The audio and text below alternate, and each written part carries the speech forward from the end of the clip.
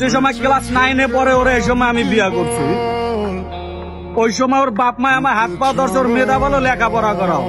ওরে আমি masters complete করাইছি, ওরে কম্পিউটার কিনা দিছি, ল্যাপটপ কিনা দিছি, ওরে ফিনিশিং এর কাজ শিখাইছি।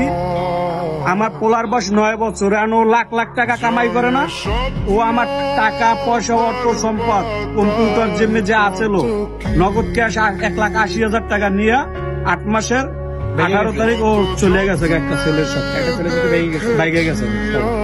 এখন ওই ছেলে দেখা যাইতেছে ছেলে দিবেন আপনাকে, ও বলতে আছে যে আমার ছেলে তোমারে দিব, আমি কে দেবো না, ঠিক আছে কাল ছেলে যাইব।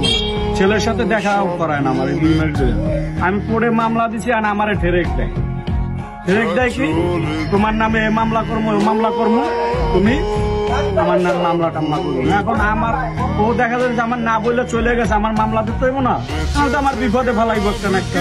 আমি মামলা দিছি, ঠিক আছে আমি কোর্টেও যাবো না, তুই মামলা উড়ে আমার ওটা দিয়া ঠেরেক দেয়, খালি ঠেরেক দেয় একের পরে এক। এর জন্য আমি বলছি তুই যা করতে পারছিস তুই কর, আমি তো মনে হয়ে গেছি, আমার জীবনে আর কিছু আছে।